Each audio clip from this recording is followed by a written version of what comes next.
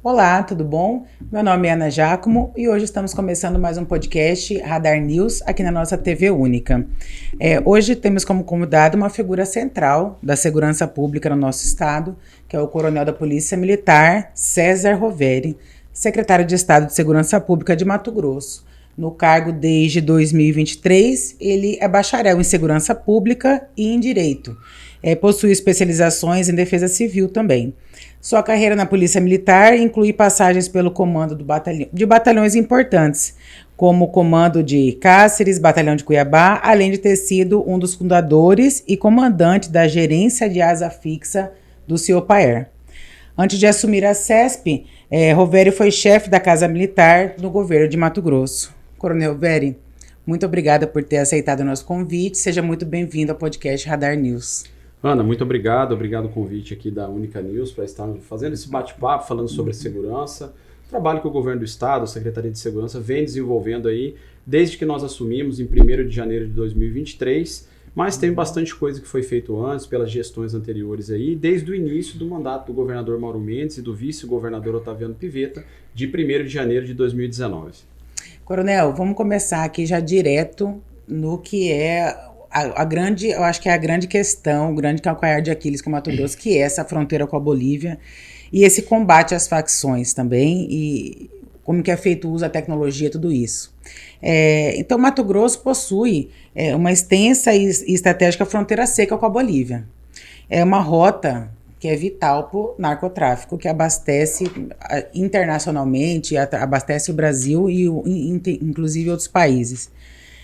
Como que a CESP, juntamente com o GEFRON, obviamente, tem lidado com o tráfico de armas e drogas e o papel dessa cooperação internacional com a Bolívia? Olha, como que é feito isso? O governo do estado ele vem desenvolvendo um trabalho muito importante. É uma obrigação do governo federal defender as fronteiras internacionais. Mas aqui nós não podemos ficar de braço cruzado, né? Nós temos a ordem do nosso governador Mauro Mendes. Nós temos aí mais de 20 milhões por ano de dinheiros dos contribuintes de Mato Grosso que são aportados no GEFRON para nós fazermos essa defesa da fronteira. Por que eu digo que é uma defesa da fronteira? Porque além de proteger Mato Grosso, nós estamos protegendo também o restante do país. Da entrada principalmente de cocaína, pasta base de cocaína e de armamento pesado também. Sim.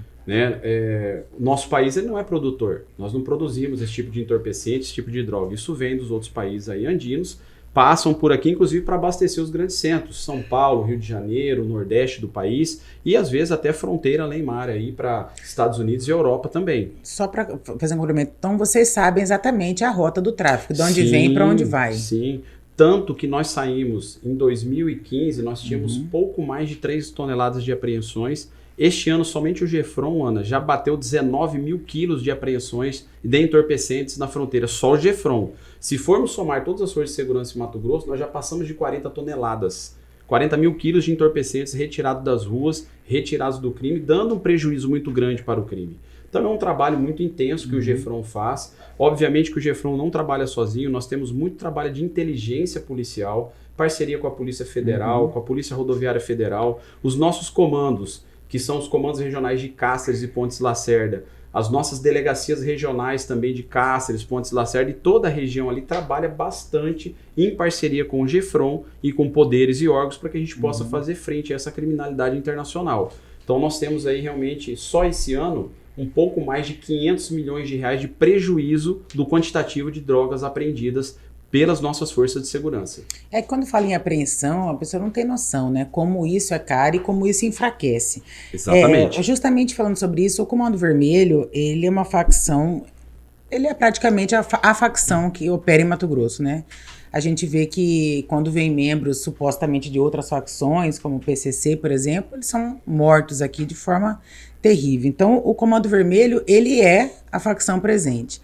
Qual que é a luta de vocês e qual que é a estratégia para ir lá no início? O recrutamento de jovens, de detentos. Qual que é a sua visão, enquanto secretário de Segurança Pública, que esse pode ser o início do combate, além de tudo que vocês fazem para descapitalizar as facções? Ana, a questão das facções criminosas, ela não é simplesmente uma questão só de Mato Grosso, né? O que eu acabei de expor, por exemplo, a gente fala todo de uma cadeia de criminalidade. Isso passa desde quem está lá no bairro, desde quem transporta, quem recebe, dos grandes que financiam, né? Nós aqui no Mato Grosso temos grandes ações em cima das facções criminosas. Nós lançamos, há quase um ano atrás, o Tolerância Zero às facções criminosas. Tá? E não é somente o nome, realmente as ações são feitas dessa forma. Para você ter uma ideia, esse ano nós passamos, só pela Polícia Civil, mais de 260 operações contra as facções criminosas, e ano passado nós fizemos um pouco mais de 190. Olha o quanto já foi intensificado. Fora as grandes operações que as forças fazem de forma conjunta, não só na área de fronteira, mas também do interior do estado de Mato Grosso. Nós temos operações acontecendo em todo o estado. Quando tem qualquer mancha criminal que ela muda um pouco, que tem essa briga de facções, o estado age em cima, como nós já agimos em várias regiões do estado de Mato Grosso. Agora, as facções elas nascem há 30, 40 anos atrás dentro dos presídios, nos grandes centros. Isso vai contaminando e se alastrando para o interior do país, tanto que demora um pouco mais para chegar aqui em Mato Grosso, né? Chega mais recentemente, há poucos anos atrás. Não é, como eu disse, um fato só aqui. Agora, os estados eles têm feito a sua parte. Mato Grosso, por exemplo, equipou as polícias, armamento de ponta, viaturas. Em janeiro de 2019, como eu disse no início da apresentação, o governador Mauro assume o governo, a Secretaria de Segurança tinha 601 viaturas para todas as forças. Hoje nós estamos com mais de 2.800 viaturas para atender todo o estado. Olha o quanto aumentou essa camada de proteção da sociedade. E quando a gente fala dessa camada, Ana, ela está em todos os segmentos. Não somente contra o narcotráfico, é no atendimento daquele que o cidadão liga 190 e precisa do apoio da polícia. Ou que ele vá em uma delegacia, ou que registre um boletim pela própria delegacia digital que é disponível hoje, uma ferramenta de trabalho de serviço a mais para o cidadão. Nós temos componentes e temos viaturas suficientes para atender em todo o estado.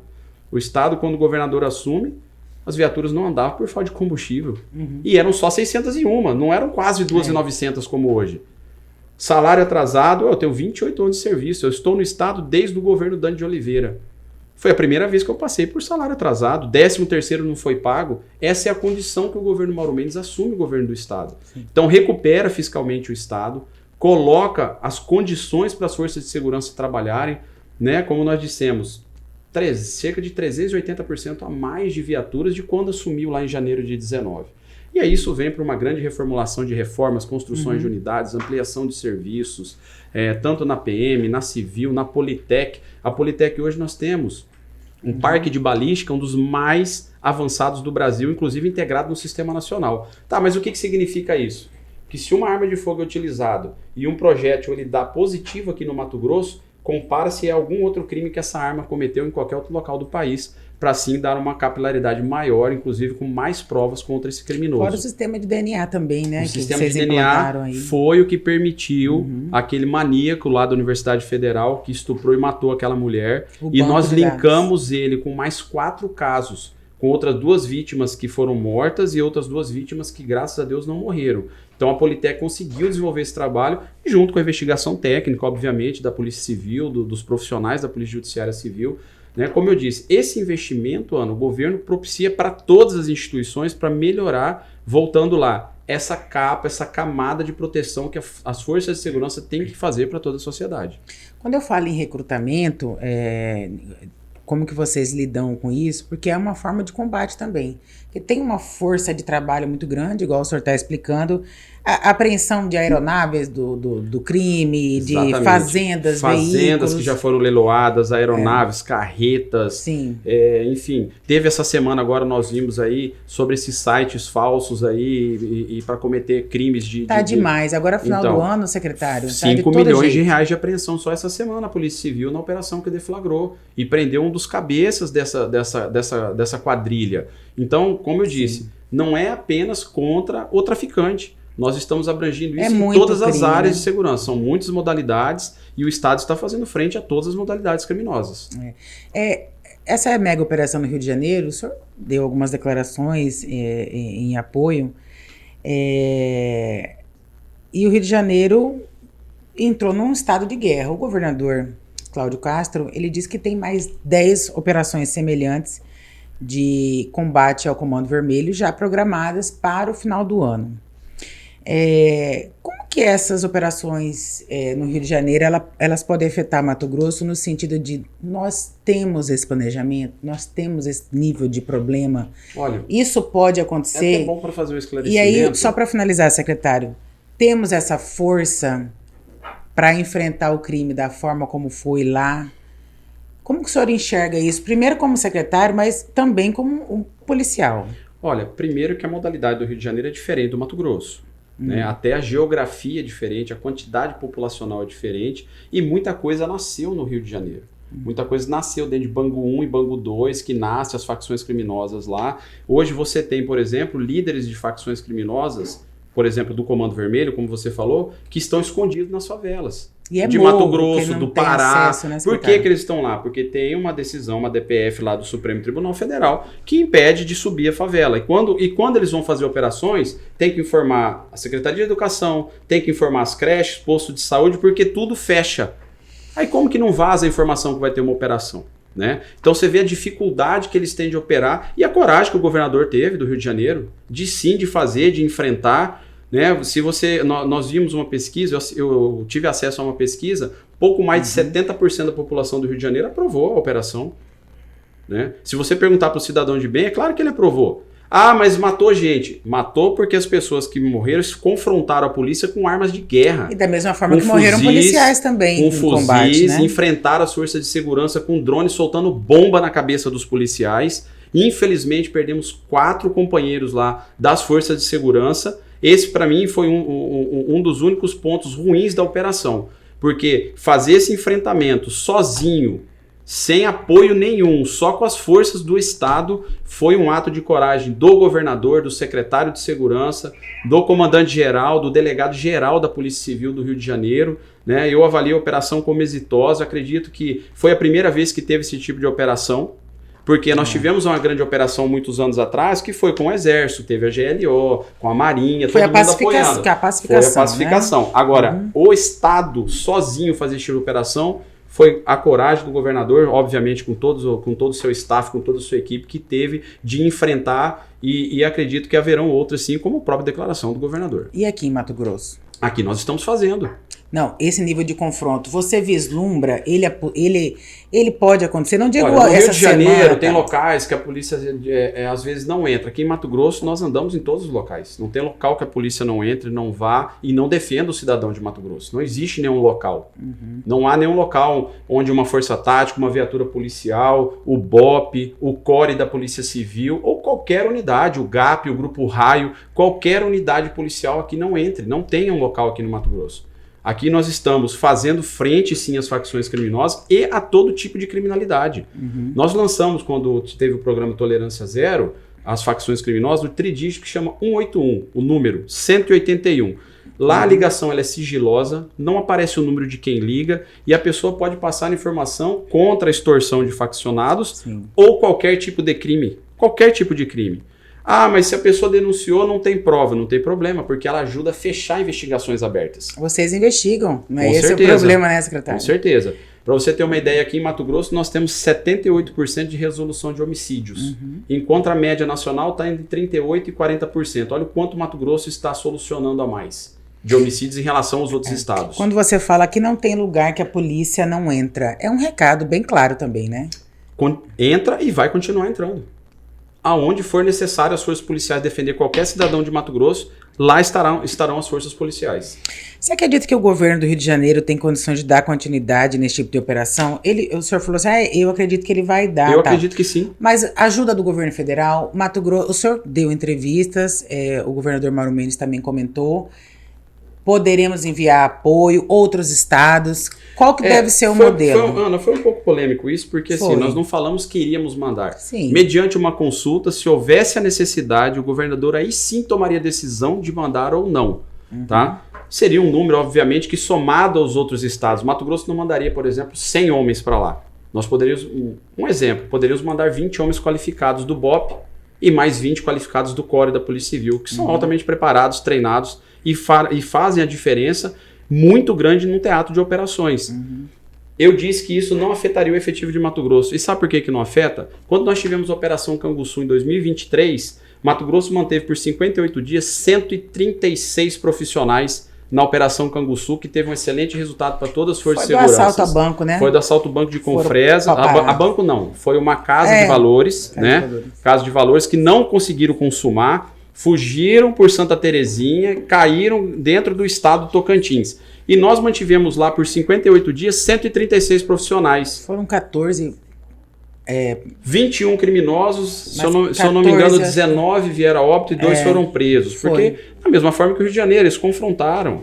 Confrontaram. Vou te dar um exemplo, Ana, onde pode falar, mas confrontou, matou gente. Não, polícia não mata. Polícia o comandante do BOPS esteve aqui, ele falou, eles iam deixando bombas pelo caminho dentro bombas, armadilhas, assim como no Rio de Janeiro, soltando bomba com drone na cabeça dos policiais.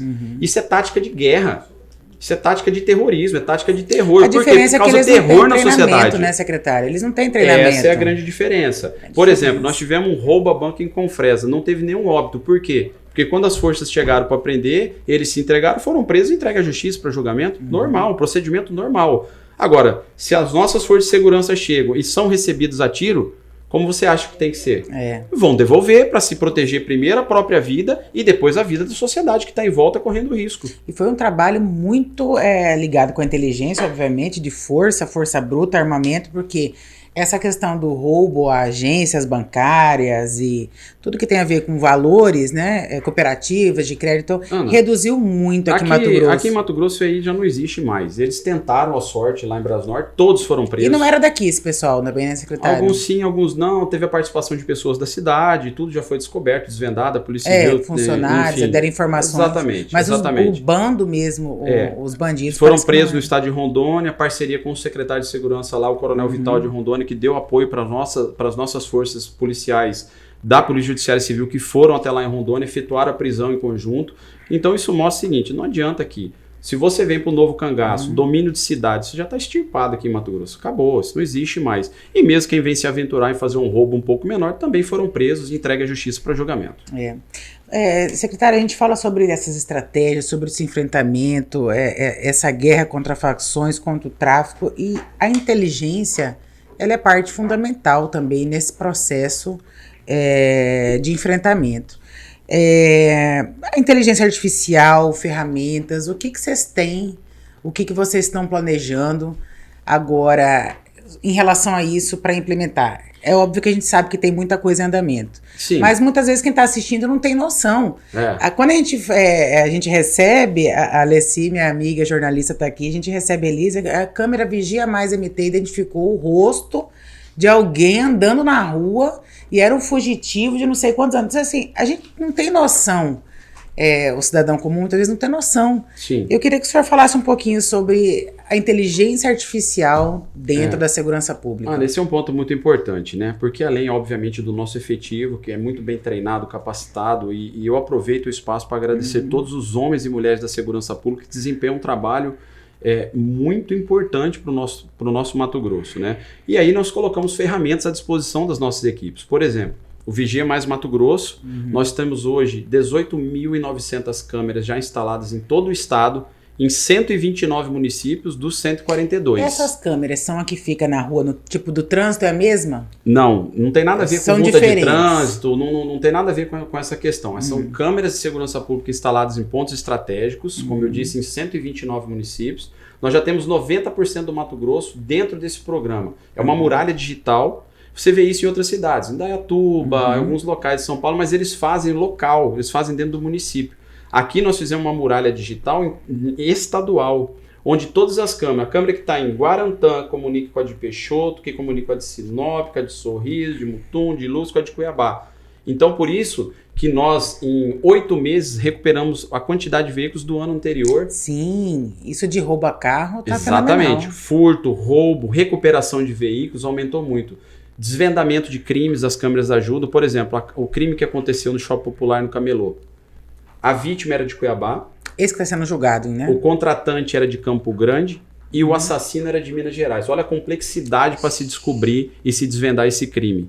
né? Então, obviamente que teve um trabalho técnico da Polícia Civil, investigação qualificada, preparada dos nossos profissionais, e a tecnologia ajudou. A tecnologia das câmeras do Vigia ajudaram, a tecnologia dos equipamentos que estão à disposição da inteligência policial ajudaram também. Tem várias ferramentas que são utilizadas pela inteligência policial. Então você vê que tudo cai dentro do que eu falei no início. Os investimentos que o governo está disponibilizando para a segurança pública está propiciando grandes programas, grandes ferramentas para que nós possamos desenvolver o trabalho. Agora, uma curiosidade, coronel. Por exemplo, a câmera pega o rosto de pessoas andando. Tem um banco de dados de pessoas que são procuradas. Ele cruza ali na mesma hora e vocês têm um alerta? Como que funciona na prática? Na prática funciona assim. Nós temos um banco de dados de pessoas com mandados de prisão preventiva, por exemplo. Então, esse programa ele faz a busca só de pessoas que estão com prisão preventiva. Tá? Facial, busca facial. Busca facial. Por exemplo, nós tínhamos jogos ano passado da primeira divisão do Campeonato Brasileiro. Nós tivemos mais de 40 prisões de foragidos que estavam dentro do estádio. Olha, isso aí então eu vi a pessoa mesmo. entra no estádio, a câmera identificava, ok, tudo certo, espera, a pessoa sentou no banco dela, aí uma dupla de policial chega lá, ó, me acompanha, por favor. Deixa eu nem assistir o jogo. Exatamente, sem nenhum alarde, nada. Isso acontece legal. no centro da cidade, isso acontece no shopping, Sim. isso acontece no aeroporto, no embarque, temos câmeras nas rodoviárias. Então nós estamos fazendo, como eu disse, um cercamento digital. Por quê? Porque tira criminosos de circulação, protegendo a sociedade. Sem dar um tiro, sem nenhum tipo de violência, sem nada. Porque identificou a pessoa até de surpresa, o policial chega e fala, ó, me acompanha. E leva a pessoa, conduz a pessoa para cumprir aquela prisão que está na prisão preventiva. Essa do estádio, que foi essas prisões na arena, foi espetacular, né? Sim, foram várias. Lá tinham homicidas, tinham traficantes, tinham dos mais variados tipos de crime, pessoas que foram presas na arena com reconhecimento facial. Muito legal. Secretário, trocando um pouquinho de assunto, nós estávamos conversando aqui antes de começar, Sorriso já teve índices altíssimos de violência. Dados recentes, no entanto, apontou uma redução significativa de homicídios, né? Essa queda, o senhor atribui a quê? E como que a CESP pode replicar esse modelo de sucesso em outras cidades do interior que também tem muito assassinato? Sim. O que aconteceu em Sorriso? Nós assumimos já na primeira semana, deparamos com a situação, obviamente, e começamos por mais de 2 anos operações ininterruptas de investigação, operações ostensivas, parceria com a Polícia Federal. Hoje nós temos uma FICO instalado, que é uma força-tarefa da Polícia Federal, e nós temos profissionais de Mato Grosso que também trabalham na FICO com a Polícia Federal instalado em Sorriso. Operações da Polícia Militar constantes, Força Tática, Rotan, Ciopaer, Grupo Raio, as investigações qualificadas com apoio da capital à Delegacia de Sorriso. O que teve em Sorriso que mais te chocou, secretário, quando a gente fala em homicídio, desse tipo de crime? Olha, o que tinha lá que chocava toda a sociedade, lá em Sorriso, era a guerra de facções criminosas e bandido matando bandido. Obviamente que isso causa uma instabilidade na sociedade. Tá? E nós temos a obrigação de proteger todos. Então, é uma cidade meio forasteira também, tá? Muita gente de fora. Tem bastante gente de fora, mas nós temos várias cidades que tem gente de fora. Então ali, como é uma cidade que tem uma condição financeira muito alta, eles queriam dominar território. E um brigando com o outro para domínio de território, só que aí as forças de segurança entraram e fizeram o seu trabalho, fizeram o seu papel. Essa divulgação de Sorriso é importante a gente falar, né? Nós temos aí o fórum que faz a publicação. Essa publicação ela tem alguns anos de atraso. Se você pegar a última publicação de 2022 referente a 21, o nosso Observatório de Segurança tem dados reais de 25, de 24, de 23. Então nós temos os dados mais recentes. Recebi o prefeito Alei, prefeito de Sorriso, semana passada. Ele mesmo falou, ó, Sorriso está numa condição muito melhor, e uma das maiores preocupações são a ocorrência de som alto, de perturbação, de baderna, enfim. Por quê? O antigo prefeito prefeito Ari Lafim, né, que é o antigo prefeito de Sorriso, foi por 8 anos, quando a gente assume lá em janeiro de 23, ele vem para dentro da Secretaria de Segurança, uma parceria muito forte, instalou praticamente quase 500 câmeras do Vigia Mais Mato Grosso lá em Sorriso. Não sei se você vai lembrar, na época da eleição, até uma juíza que foi abordada numa rotatória, a câmera pegou, identificou aquela situação, as forças de segurança puderam dar o respaldo e a resposta dessa situação também. Então, não é somente... tem uma série de aplicações da tecnologia, uma série de aplicações que servem. Mas nós continuamos trabalhando em Sorriso, fortalecemos, recentemente foi criado o Grupo Raio em Sorriso, né, com motos BMW, com motos potentes, um serviço a mais lá em Sorriso. Isso também foi criado em várias outras regionais de Mato Grosso, esse grupamento Raio, que antigamente só tinha em Cuiabá. Então a gente está levando para o interior. Outro fato importante, Ana, nós distribuímos um armamento que foi comprado. Obviamente todo policial hoje, todas as forças de segurança tem a pistola Glock, que é uma pistola ponta nível de mundo. O governador fez lá a entrega no Palácio. Isso, exatamente. Armamento de primeira. De primeira. Só que também as cidades e distritos menores e distritos que são pequenos, obviamente, todos também receberam fuzis, que é a arma que só existia na capital anteriormente. Então hoje não existe mais um elo fraco no Mato Grosso. Né? Hoje nós temos cidades, distritos, as cidades maiores, as regionais, todas com armamento, todas preparadas, treinadas. Você recebe esse armamento, você dá o treinamento para as forças policiais, para eles terem condição, inclusive, de utilizar esse armamento. Porque né, é o que a gente falou, treinamento e a tática é essencial. Com certeza. Secretário, quando a gente fala em sucesso de Sorriso, vamos falar aí, o termo é o seguinte, o que está no radar? Hoje existe alguma cidade ou região de Mato Grosso que está o sinal de alerta? Tem o sinal de alerta sim, Ana. Tem o sinal de alerta em Cáceres. Nós estamos tendo uma briga de facções criminosas lá, só que nós estamos usando a mesma técnica que utilizou em Sorriso. E Cáceres faz fronteira com a Bolívia, Faz fronteira com a Bolívia, aí tem esse detalhe da questão da fronteira internacional, né, que é um diferencial em relação a outras regiões. Nós estamos lá com várias operações policiais ostensivas, com ocupação de bairro, com várias investigações. Semana passada nós tivemos um cumprimento lá de várias ordens judiciais pela Polícia Civil, inclusive teve um confronto, teve um criminoso que resolveu enfrentar a Polícia Judiciária Civil, né? E ali ele ficou ali mesmo, porque a decisão foi dele, não foi nossa. Né? Como eu disse, qualquer criminoso que se entregue, ele vai ser julgado, processado corretamente. Agora, se você enfrentar as forças de segurança, a força de segurança está preparada. A Bolívia ajuda nesse patrulhamento ali, secretário? Ou vocês estão lutando mais ou menos sozinho? Não, aqui do lado de cá, Ana, é importante frisar ali que o GEFRON faz esse patrulhamento. Sim. Esse patrulhamento é técnico, qualificado. O GEFRON tem muitos pontos mapeados. O programa Vigia Mais utilizado já com algum tipo de ferramenta de inteligência artificial, como você perguntou, e ele tem... Né? E se você vai com o veículo por uma rota, você volta por outro, o sistema alerta. Por que eu estou voltando por uma rota maior? Então tem vários mecanismos. Por que acontece isso? Porque se eu vou sem nada para cá e depois eu volto por uma rota maior, possivelmente eu estou trazendo alguma coisa. Então a polícia aborda e verifica. E muitas dessas abordagens deram positiva. Mas é uma estratégia deles fazer isso? Com certeza. Você tem uma artéria aqui, que é a BR-364. Eles pensam assim que vocês vão achar que eles não voltaram. Eu vou vir por vicinais e acho que não vai ser monitorado. No Mato Grosso é monitorado. Porque nós temos vários municípios ali com câmeras, com OCRs, com câmeras que fazem leituras de placa, de caracteres. Que difícil até para gente entender a cabeça do criminoso, muitas vezes, né? Pessoa. Mas e aí, a Bolívia ajuda o patrulhamento do GEFRON? Como que é essa relação internacional? Olha, essa relação hoje, Ana, o que acontece? Nós temos a faixa de fronteira que são 150 quilômetros para o lado de lá, 150 quilômetros para o lado de cá. Mas praticamente o GEFRON desenvolve esse papel. Uma relação frágil ainda. Mas a relação que nós temos de intercâmbio tem uma relação muito importante que é Mato Grosso, Rondônia e Acre. Nós temos um termo de cooperação parte, né? Que nós fizemos. E Rondônia está no meio, então Rondônia interage muito com Acre e Mato Grosso bastante com Rondônia. Mas nós três trocamos informações, as ferramentas que estão à disposição de Mato Grosso, os três estados compartilham, principalmente as ferramentas de inteligência, né? Como eu disse, aquele roubo de Brasnorte. Parte dessa operação foi ajudada pela polícia, pelas forças de segurança de Rondônia. Por quê? Porque nós temos uma estreita relação de cooperação. E muitas das buscas foram para o Pará, para Rondônia ali, Exatamente. Né? Secretário, essa semana, eu acho que foi sexta-feira, a gente teve um caso numa escola estadual que foi muito chocante, né?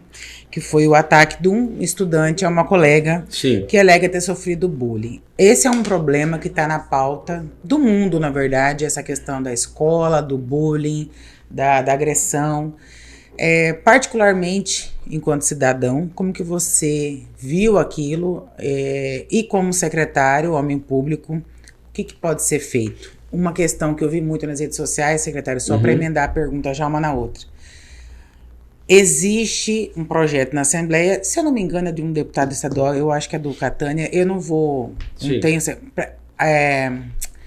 chama para detector de metais nas escolas. É uma possibilidade. Mas, enfim, quando a gente fala em violência escolar, a gente fala em menor de idade, a gente fala em criança. O que é uma isso? legislação específica, específica. Sobre o menor infrator. Secretário, como que o senhor se sentiu? O que nós e estamos... o que está acontecendo? Dentro da sua pergunta, o que nós estamos fazendo? Nós já temos uma parceria com a SEDUC. Se você observar, essa imagem ela foi gravada, inclusive. Foi. Nós temos câmeras do Vigia Mais Mato Grosso em todas as escolas estaduais, uma parceria com o secretário Alan Porto e com a SEDUC, tá? Porque isso aí qualifica mais a proteção dentro da escola.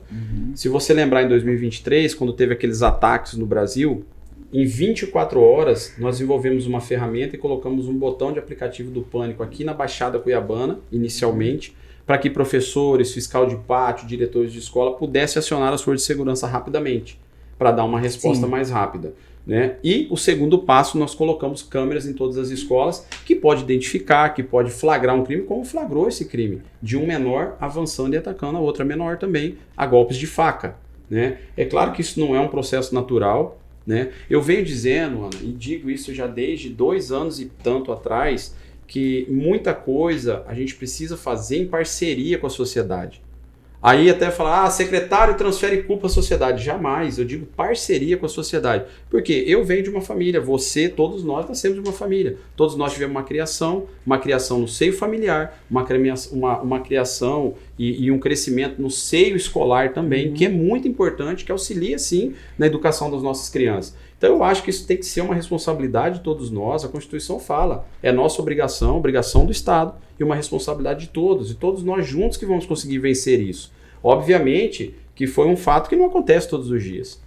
Não acontece. E não tem como prever, uma né? criança esfaquear a outra dentro de uma escola não é uma coisa que acontece todos os dias. Foi um fato que aconteceu, e muitos anos que eu não vejo isso, não me recordo de ter visto isso, um amigo esfaqueando uma amiguinha na escola, né? Há vários golpes de faca, você vê lá que foram golpes violentos, inclusive, mas isso foi flagrado, identificado, obviamente que esse menor foi apreendido, vai responder pelo ato infracional, porque ele não comete crime, ele comete um ato infracional, e eu tenho certeza que o secretário Alan Porto está dando devido tratamento dentro da parte psicológica, da parte social dentro da escola. Isso tem sido feito já, um grande trabalho pela equipe do secretário Alan Porto também. E só para informar quem está assistindo, a menina que foi atingida, ela passou por uma cirurgia, ela está estável e não corre risco de morte, né? Secretário, vamos falar um pouquinho sobre lei seca? Vamos lá. Toda semana um monte de gente presa, dirigindo, bêbado, e isso não acaba. Mas né? diminui, tá, Ana? Eu vejo assim que é uma luta, parece que é infinita. O que acontece que as pessoas não conseguem entender o risco de dirigir sob o efeito de álcool? E o senhor disse, diminui. Diminui Você bastante. sentiu isso? Nós temos dados lá e podemos enviar aqui para a redação, até para vocês poderem divulgar na sequência, né? Sim. Nós temos dados importantes. Aumenta o número de prisões porque nós também aumentamos o número de operações. E uma informação muito importante, antigamente a lei seca ela acontecia somente em Cuiabá, ou quando a nossa força volante ia até uma cidade do interior, fazia uma operação e voltava para Cuiabá. Desde que nós assumimos em janeiro de 23, nós estamos descentralizando a lei seca. O que significa isso? A nossa equipe vai, por exemplo, ao município de Sinop, passa uma semana lá fazendo operação, treinando as forças policiais daquela cidade, e quando a nossa força retorna para cá, a nossa força volante, os policiais da cidade têm condições de fazer esse trabalho integrado, essa força integrada da lei seca. Isso já foi feito em várias regionais, como a regional de Barra do Garças, de Sinop, de Cáceres, de Alta Floresta, enfim, todo o estado, nós estamos aí mais de 2 anos treinando as nossas forças para que isso aconteça em todo o estado e não só na capital. Lembra que eu falei agora há pouco? É uma descentralização do trabalho, fortalecendo o pequeno e não deixando nenhum elo fraco no estado. Os outros municípios. Exatamente. Né? Mas se você olhar bem, é porque assim, às vezes cai uma outra pessoa conhecida, né? E aí tem uma notícia, Beltrano ou Ciclano caiu na lei seca. Isso aí que eu queria perguntar para o senhor. As pessoas pensam em conversas informais, eu vejo que a pessoa que está dirigindo alcoolizada, ela está naquele nível de álcool que mal consegue andar. Isso. E caiu. E não é, né, secretário? Não, então, às vezes se você ingerir pouca bebida alcoólica, tem a diferença daí do flagrante, do crime ou da infração. Depende do seu nível de álcool que que vai ser detectado ali no seu sangue, né? E se você recusar, tiver com sinais, tem mecanismos hoje que a legislação permite, inclusive, de ter a retenção, a prisão e tudo mais. Mas aí às vezes cai alguma pessoa conhecida, como eu falei, aí fulano caiu e dá aquela impressão que está todo mundo sendo preso pela lei seca. E a intenção da lei seca não é essa. A intenção realmente é a orientação e a educação no trânsito. Justamente para que, se você for sair, eu vou ir num barzinho, vou ir num show, vou ir numa festa, que você vá de Uber, vá com um colega que não vai beber, o motorista da rodada do dia, realmente não coloque a vida das outras pessoas em risco, além da sua, obviamente, né? Isso nós podemos citar aqui, Ana, por que eu falo que diminui? Você pega um show, igual do Guns N' Roses, que teve 45 mil pessoas, e não teve nenhuma intercorrência grave, nem de trânsito, nem de crime, nada. Vocês colocaram mais de 900 policiais lá, secretário. Foi uma mega operação. Foi uma mega operação porque é um público muito grande. Legal. É um público grande a nível de Brasil. O senhor foi no show? Nós fomos no show lá, prestigiamos. Ficou legal? Foi bem legal. Muito bom. Esse daí entrou para a história. Né? Isso mostra que Mato Grosso está preparado para receber grandes eventos, está preparado para receber eventos internacionais, eventos nacionais, como já mostraram os jogos do Cuiabá, Flamengo, Corinthians, Palmeiras, São Paulo, enfim, grandes times vinham com grandes públicos e nós não tínhamos intercorrência. A intercorrência que tinha, reconhecimento facial, prisão preventiva, vai lá, pega a pessoa e tira de circulação. Falando em evento, hoje tem um grande evento também no Parque Esse Novo final Mato de Grosso. semana nós vamos ter um evento internacional de Stock Car, né, no Parque Novo Mato Grosso. Tem um novo também preparativo da segurança, obviamente, para que todos que vão lá, os cuiabanos, a população de Mato Grosso, os visitantes de fora, como foi no Guns N' Roses, nós recebemos gente até da América do Sul que veio gente e veio gente no show e assim, foi realmente um sucesso, né, na parte da segurança também, em todas as outras áreas, hotelaria, restaurantes, né, deu uma enxada na cidade, né, isso aí traz recurso, obviamente. Você pega um grande evento igual o Stock Car que vai ter, traz bastante gente também. O governador tomou uma sábia decisão, sorteou 25 mil convites para a população, né, e foi feito a nível de sorteio, junto com o Ministério Público, tudo auditado. Você vê a transparência do governo, né, e obviamente em atender a população, disponibilizar 25 mil convites sem qualquer custo, para que assim as pessoas vão lá, se divirtam, participem, né, um evento diferente. Qual é a previsão de quantas pessoas? Sorteou 25 mil? Olha, eu acho que pelo menos deve ter umas 30 mil pessoas nesse evento, porque... Sorteou quase tudo, então. Porque... Não, mas vamos pedir. Nós estamos querendo ir também, secretário. Mas a ideia é essa, né? Foram convites, né, que foram sorteados para a população. Eu acho legal. Muito justo, porque tem uma retificação de autódromo há muitos anos aqui em Cuiabá, o pessoal do segmento, né? Sim. Não tem que ir em Campo Grande, tem que ir não sei aonde, e hoje você tem aí os pilotos da Stock Car falando que só viram isso nos Emirados Árabes lá, porque é a única pista noturna, e agora Mato Grosso é a segunda aí que tem noturna, e vai ser uma corrida noturna, sábado à noite. Sim, vai ser legal, Barrichello, Massa, tem muita gente. Cacá Bueno, bastante gente conhecida aí do meio automobilístico aí, com certeza vamos receber muitas pessoas aí famosas. É um orgulho para Mato Grosso, né, esses eventos, né? Com certeza. Agora, trocando um pouquinho de assunto, vamos falar sobre eleições 2026, porque seu nome tem sido ventilado nos bastidores como um possível candidato. Cargos falam deputado federal e tal. Você tem esse desejo de ser político? Como que você se sente? Ana, é assim, eu pela minha condição de militar, eu não posso nem estar filiado a partido político, né? Qualquer filiação e intenção nesse campo político, inclusive eu só vou poder manifestar aí após as convenções, se eu não me engano, final de julho, início de agosto. Tem que se descompatibilizar, né? A descompatibilização deve ser dia 1 ou 2 de abril, e com certeza se a gente descompatibilizar nesse período aí obviamente a intenção ficaria clara, né? Mas assim, qualquer pessoa pode candidatar. Mas a pergunta é, você tem desejo? Olha... É um desejo. É um desejo. Claro. É isso que é importante. Claro. Assim, desejo todo mundo pode ter de uma série de coisas na vida, eu né? jamais ia querer ser política, porque é uma área... Eu tenho um pouco de história nisso, né? Meu pai, ele veio para Mato Grosso em 1973. Foi uma das primeiras casas ainda da Gleba Sinop, né? No início da década de 70. Tinha 24 anos. Meu pai hoje tem 76 anos. Você é de Sinop, então? A família nossa, a raiz é de lá. Meu pai chegou em 73, eu cheguei em 78, né, quando eu nasci em 78. Mas a gente tem um pouco de história nisso, participei muito de política com meu pai, acompanhando ele quando eu era pequeno na década de 80. Ele ajuda a fundar, junto com o senhor Oswaldo de Paula, a prefeitura em 1979. E aí era um governo municipal nomeado, e as primeiras eleições lá foram em 82, senhor José Roveri. E as primeiras eleições foram em 1982, né? O pai foi o vereador na primeira legislatura, que foi de 83 a 88, foi um mandato de 6 anos, né? Que ocorreu. Fim de ditadura, início de 88, a nossa Constituição. Lá era todo mato, né? Agora você imagina. Lá era bem difícil, né? Eu me lembro quando era criança, eu fui conhecer asfalto muito tempo depois, era só barro e terra. Eu sou criado no interior, né? Eu mudo para Cuiabá em 91, eu venho para Cuiabá, já tinha 13 anos. Estudei na Escola Nilson de Oliveira Pipina, escola estadual lá em Sinop. Aqui em Cuiabá estudei também na Escola Presidente Médici.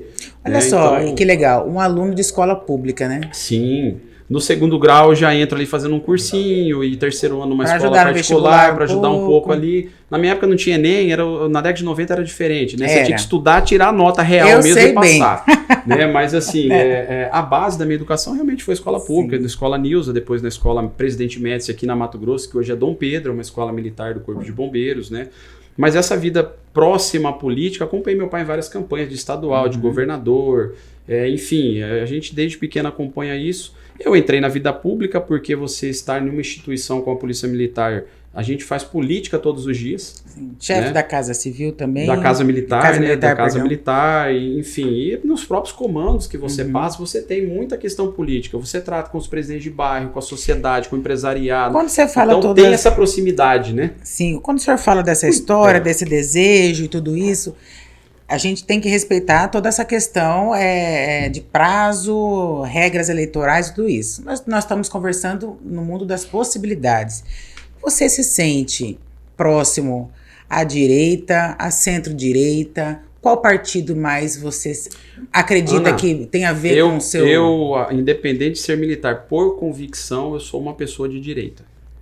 Quando a gente fala de direita hoje aqui em Mato Grosso, é como se fosse um sinônimo de extrema-direita, é o PL. Esse seria um lugar... Não, eu não sou uma pessoa extremista, você já vê pelas minhas entrevistas, pela forma de trabalho, a minha carreira, mas eu sou uma pessoa de direita, eu tenho convicções de direita, tenho convicções de livre mercado, tenho uma série de convicções né, que me levam a pensar dessa forma, a minha criação é dessa forma, né? Então, assim, essa é a minha convicção, né? Então, independente de partido, sem sigla, sem nada, eu tô falando por mim. Sim. Eu, Coronel Roveri, eu sou uma pessoa de direita. E qual partido poderia? Tem conversado? Você foi convite? Ana, onde tem espaço? Não, isso aí é uma questão realmente que... Porque a divisão de cargos para deputado federal, de cargos não, a divisão, ela passa por espaço, né? Com certeza. Então, se você tem um desejo, você precisa pensar tecnicamente onde tem espaço. Ainda é muito recente, ainda tem muito tempo pela frente. Isso vai ter um momento certo. Só que você tenha conversado com alguém te convidou?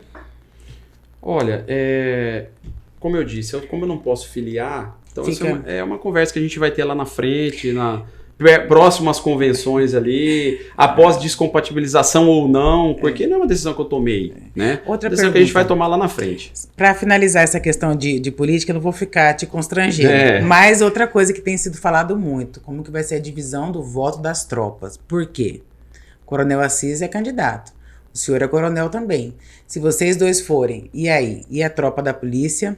Pode dividir esses votos? Como que você enxerga isso? Eu não enxergo questão de divisão ou não. Eu acho que cada pessoa é livre para votar em quem quiser. E quem falou que a tropa é dividida? Pelo contrário, eu quando assumo a segurança pública, eu vou para unir a tropa. Eu nunca pensei em divisão. Eu nunca tratei nada com divisão. Qualquer local que eu passei, eu sempre agreguei as pessoas. Tanto que eu disse agora há pouco, a grande marca que nós estamos deixando a segurança pública é a marca da integração. É de trazer as pessoas para perto, valorizar as carreiras, valorizar o profissional. Então nós somos de agregação, de composição e nunca da divisão. As pessoas que falam em divisão são outras pessoas e eu prefiro deixar essas pessoas de lado.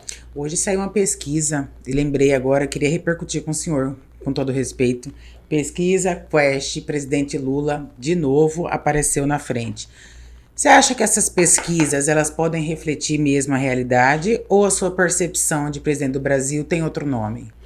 Olha, eu acho que na questão da eleição presidencial pro pleito do ano que vem, eu acho que é muito importante que a direita se una e lance um candidato único. em vez de fazer a divisão. Eu acho que se tiver uma união da direita e lançar um nome que seja bem equalizado por todos, eu acho que tem grande chance da direita recuperar aí e colocar o país no eixo certo. O governador Mauro Mendes tem criticado um pouco a postura do filho do presidente, o Eduardo. Inclusive, hoje de novo repercutiu uma entrevista que ele deu pro Marcos Duval, se eu não me engano.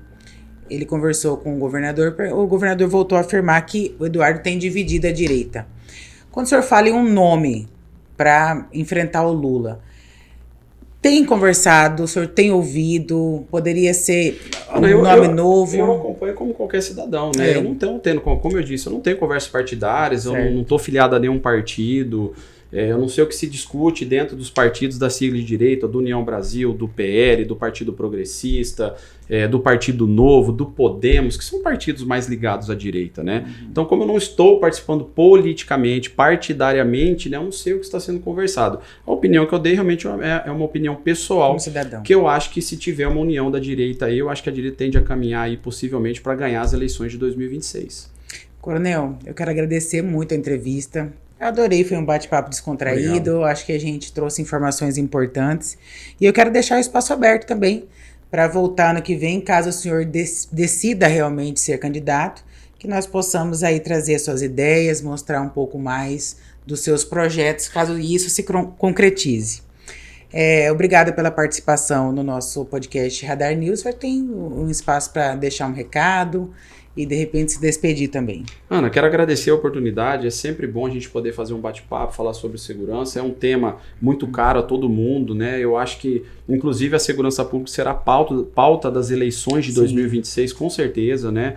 E a gente tem bastante a contribuir com isso, né? Nessa discussão, nessa pauta, né? E agradecer o espaço aqui da Única, agradecer a todos, né? Dizer que estamos à disposição e fazer um compromisso. Caso haja uma descompatibilização, eu venho aqui para a gente conversar sobre política. Secretário, quero agradecer a sua presença aqui hoje conosco e também quero agradecer a quem está nos assistindo no nosso podcast Radar News. Deixe seu comentário aí no nosso canal do YouTube e para você ficar bem informado, acesse nossos portais tvunica.com.br e unicanews.com.br. Lá você encontra as notícias atuais do dia a dia, 24 horas por dia. Até mais.